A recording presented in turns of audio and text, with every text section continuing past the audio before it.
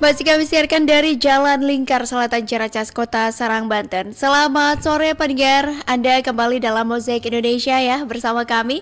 Kita akan bahas seputar suara nelayan adalah suara laut Banten pendengar.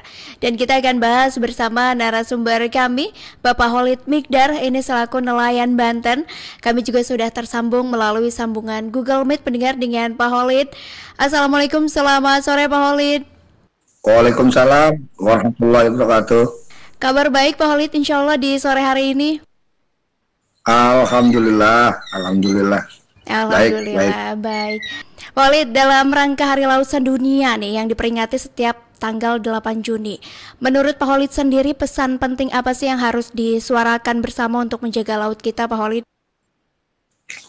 Ya, menurut kami memahami laut itu jangan hanya kita melihat laut hanya dari permukaannya saja atau di atas airnya saja, tapi juga harus dipahami kedalaman lautnya, sehingga hubungan kita sebagai manusia dengan laut kita itu sangat erat dan memang betul-betul mencintai lautan kita, bukan hanya sebatas mencintai luarnya saja, permukaan saja, karena menurut saya sebagai nelayan, laut itu adalah kontribusi yang memelihara kita sesungguhnya, yang menafkahi kita tanpa batas, terus turun menurun gitu, dan tidak akan pernah lelah mereka memberikan kontribusi kepada kita sebagai manusia.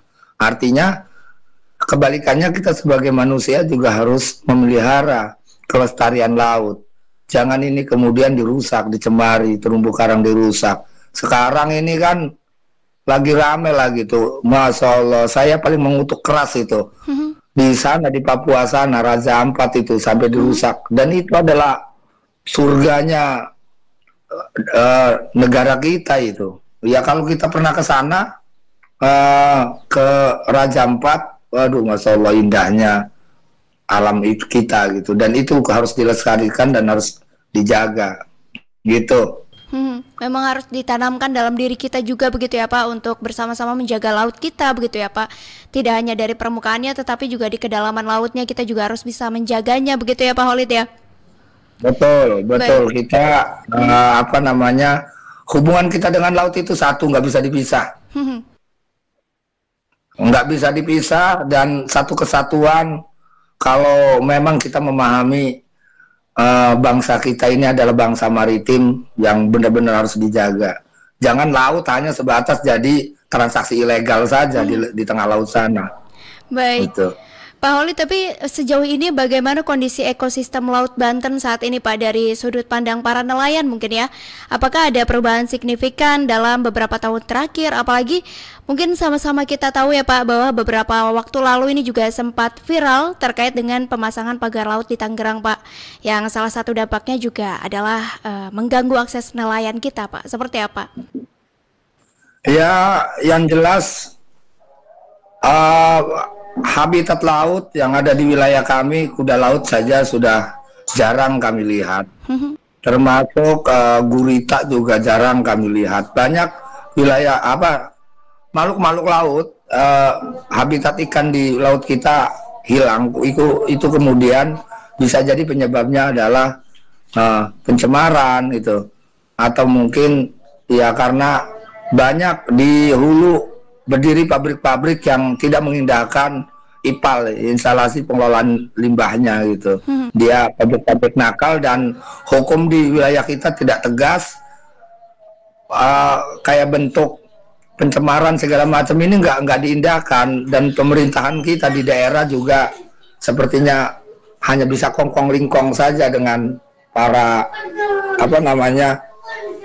perusak lingkungan ini. Dan terkait masalah pemagaran laut itu juga, ya saya pikir itu kan karena ribut aja mereka ditindak.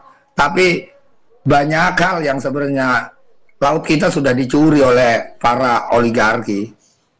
Bukan hanya di Kohot. Di Kohot kan adalah bakwan yang sudah digoreng. Tapi kan bahan-bahan bakwannya juga kan yang belum digoreng banyak.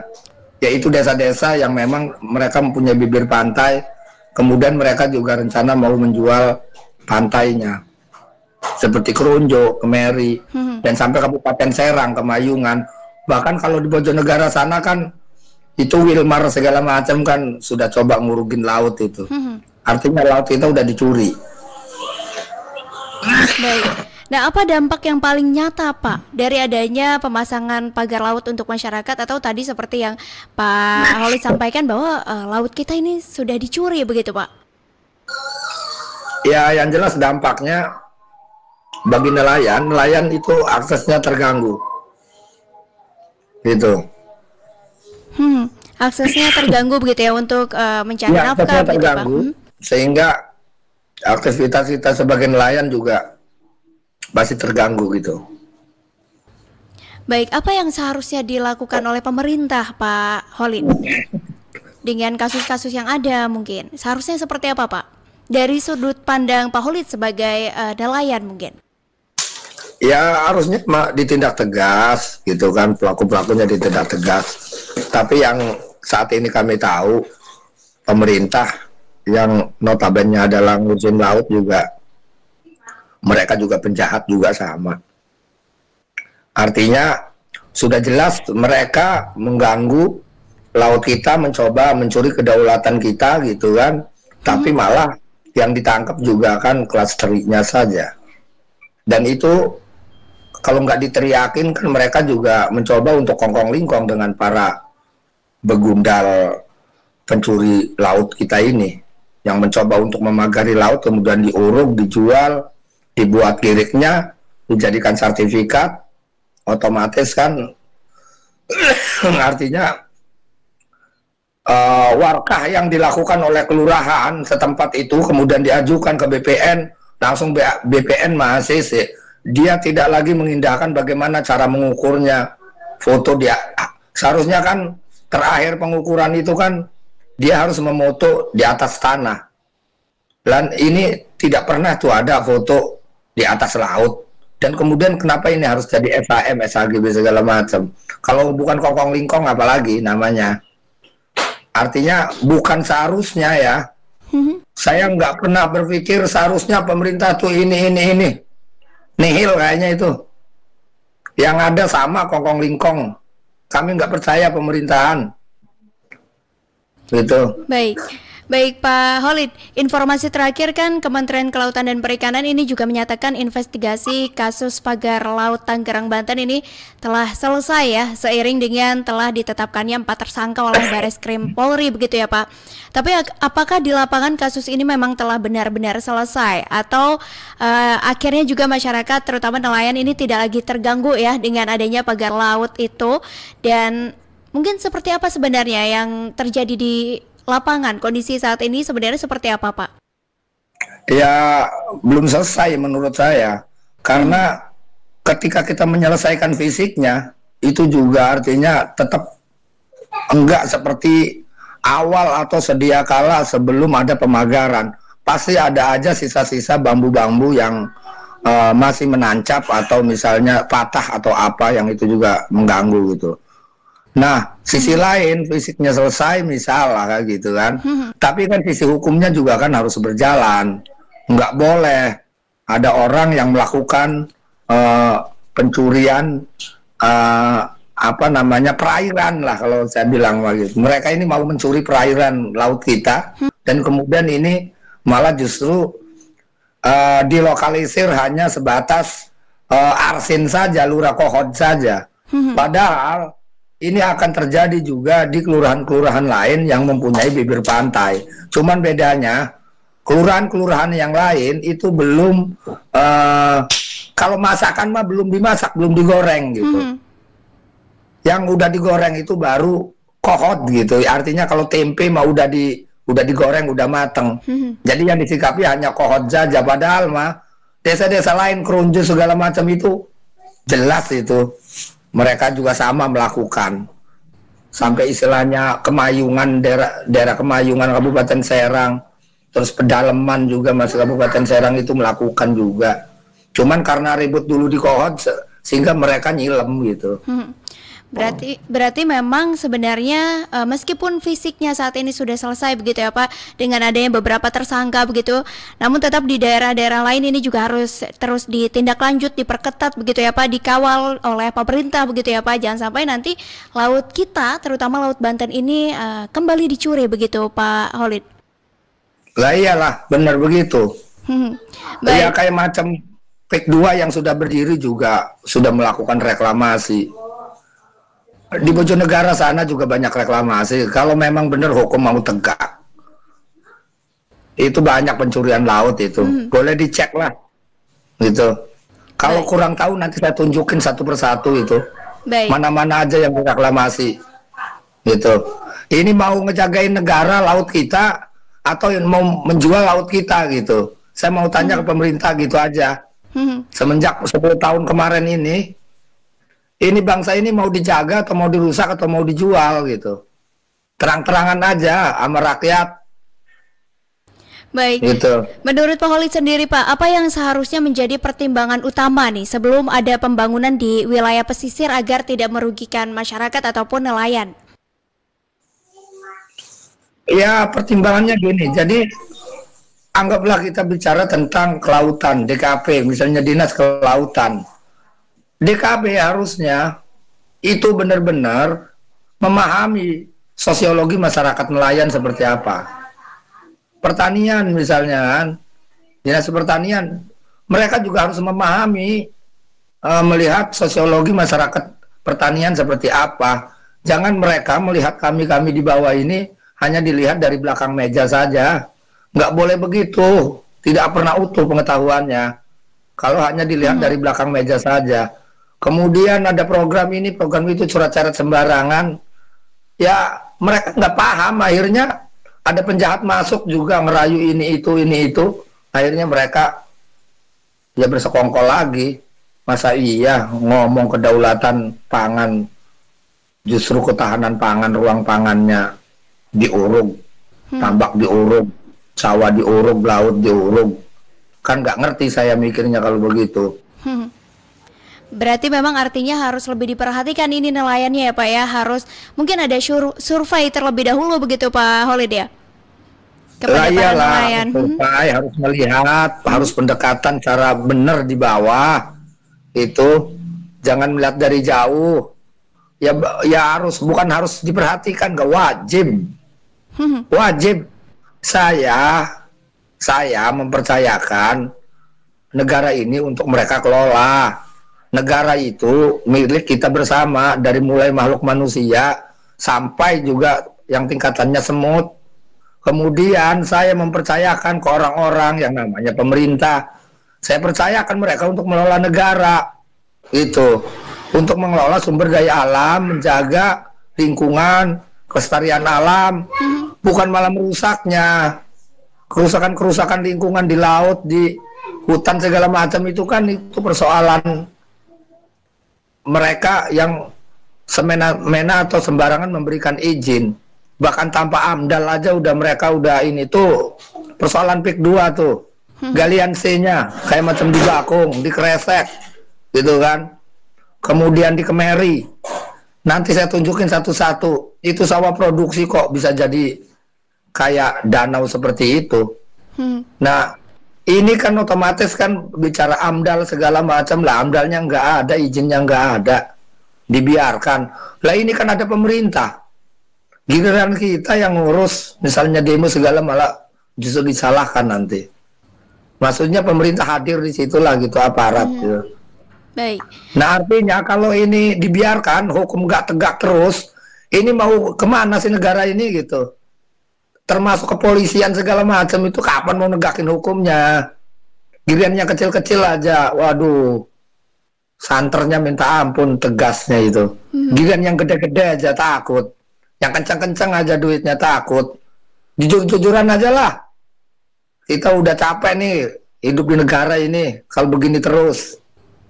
Baik, Walid, mungkin sejauh ini bagaimana sinergi antara nelayan, kemudian pemerintah daerah dan juga pihak terkait dalam menjaga keberlanjutan laut di Banten, Pak Walid? Ya, yang jelas gini, dinas terkait dia hanya akan Contoh misalnya gini, ada Front Kebangkitan Petani Nelayan, mereka fokus untuk menjaga kelestarian lingkungan lautnya. Sisi lain, mereka misalnya bikin HNSI. Nah, kemudian program-program pemerintah segala macam, ya paling mereka hanya sebatas pakai gincu aja, bantuan ini itu segala macam kepada kelompok-kelompok yang memang dia juga ternakan juga. Yang untuk kepedulian masalah kelautan malah justru dia nggak peduli gitu. Yang penting dia dinamakan notabene nelayan. Kemudian bantuan turun ke nelayan. Kadang-kadang bukan nelayan juga dibantu. Justru orang yang memang sungguh-sungguh menjaga lautannya, berperang di lapangan. Bagaimana kondisi laut yang sedang dirusak segala macam. Malah ini susah untuk dilakukan pendampingan atau apa gitu.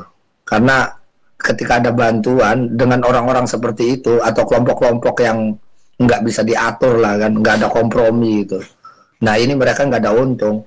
Ada bantuan jaring 1000 piece, ini ada bantuan, tapi bukan 1000 dikurangi, misalnya 80%-nya, kan ini seolah-olah dapat nemu.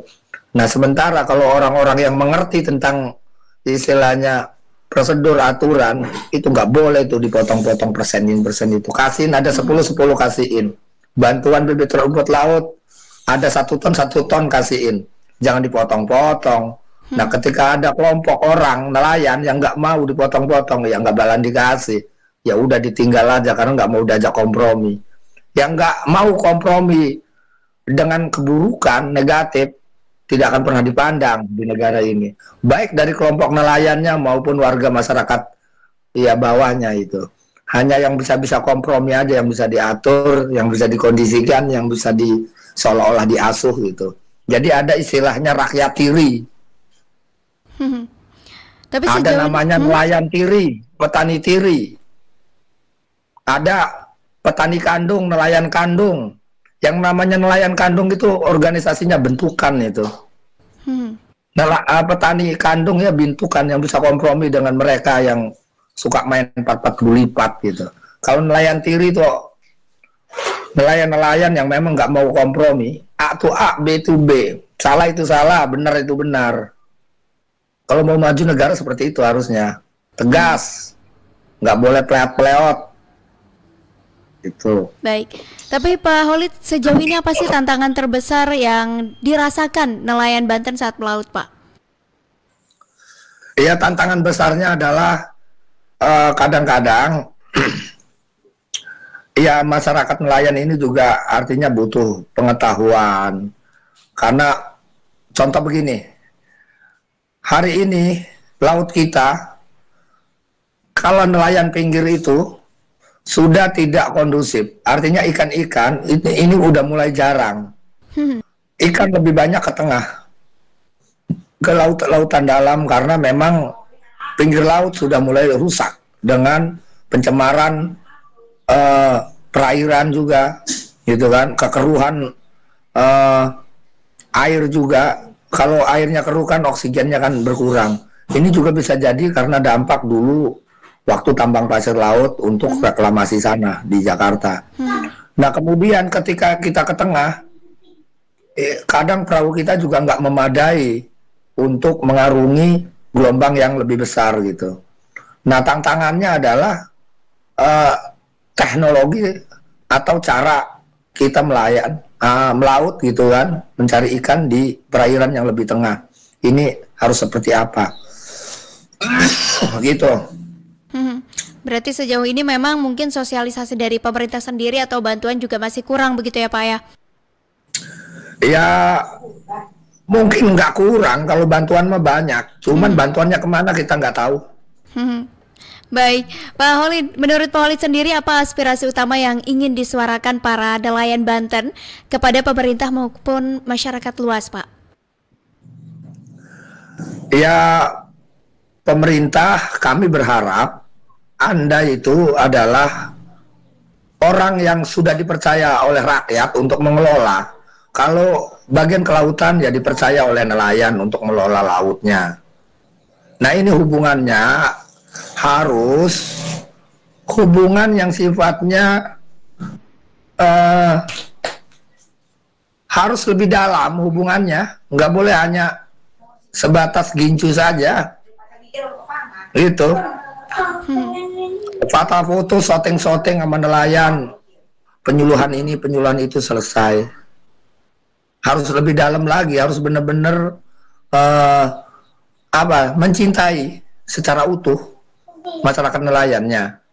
Dan begitu juga masyarakatnya sebenarnya. Kalau masyarakat sebenarnya mau udah nurut, kalau ngomong masyarakat mau udah nurut, gak cuman kalau kita pesan kepada masyarakat nelayan, petani, mulai saat ini nelayan petani tidak boleh bercerai-berai, tetap harus bersatu padu, satu kesatuan harus bersatu. Ya, karena kalau bukan kita lagi, kalau bukan kita siapa lagi yang akan menjaga ruang hidup kita sebagai petani nelayan.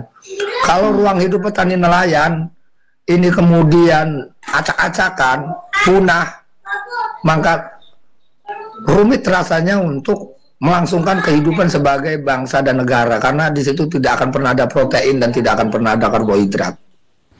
Jadi kalau mereka nggak ngerti kita, wahai masyarakat Banten petani nelayan, terus siapa lagi kalau bukan kita? Maka dari itu bersatulah. Jangan tercerai-berai, jangan pernah dirayu, mau digombalin dengan hal-hal yang sifatnya sesaat, kemudian laut kita dirusak, lahan-lahan kita, sawah kita dirusak, tambak-tambak kita dirusak. Jangan mau itu.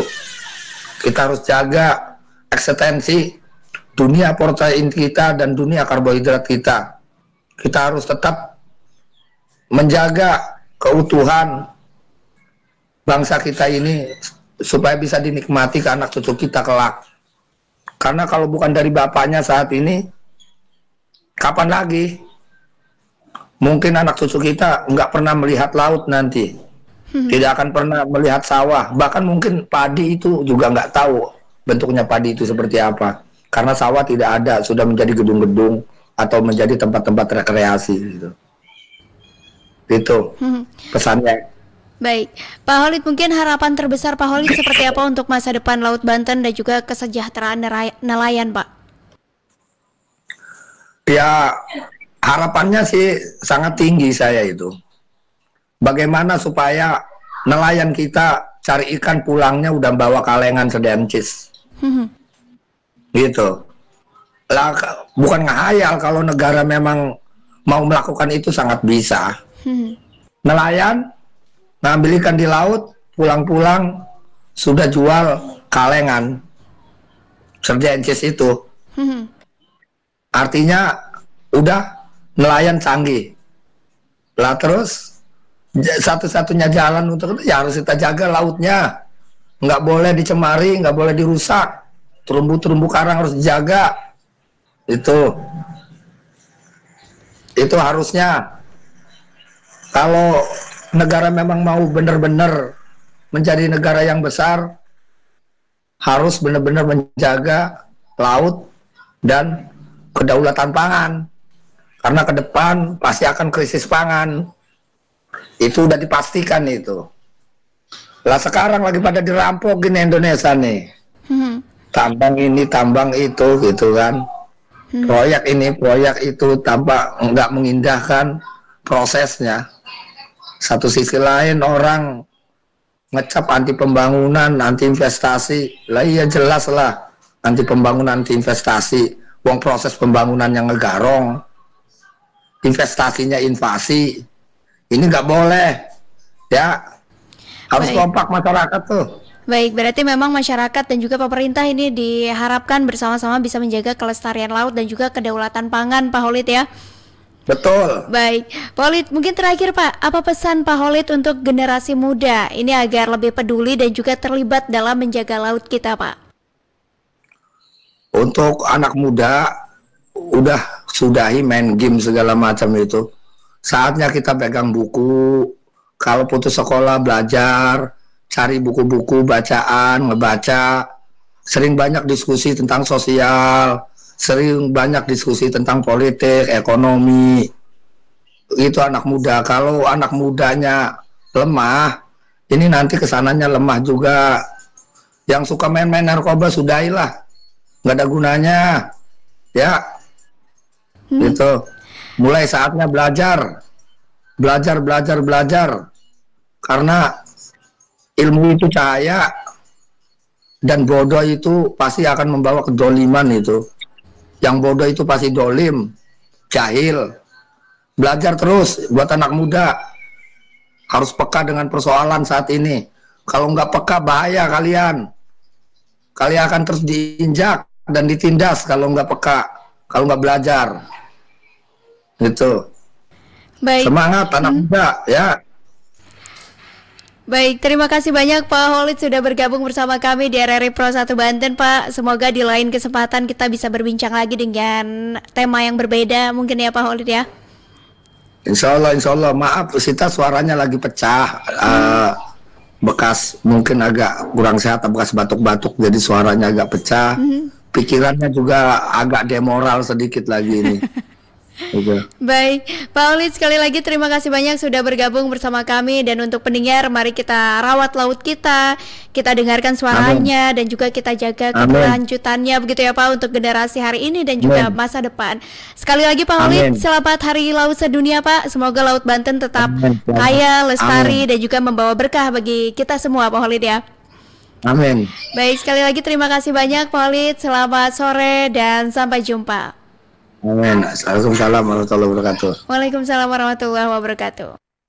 Banten sore ini. Kita Indonesia, sesungguhnya langit aspirasi bangsa.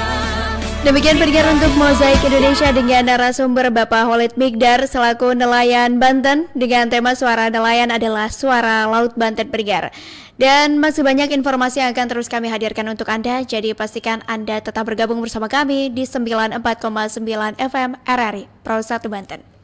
Kita Indonesia, sesungguhnya langit aspirasi bangsa.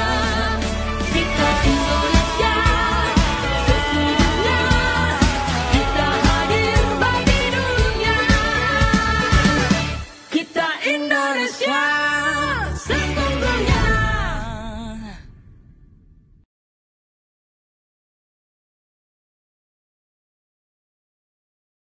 Kita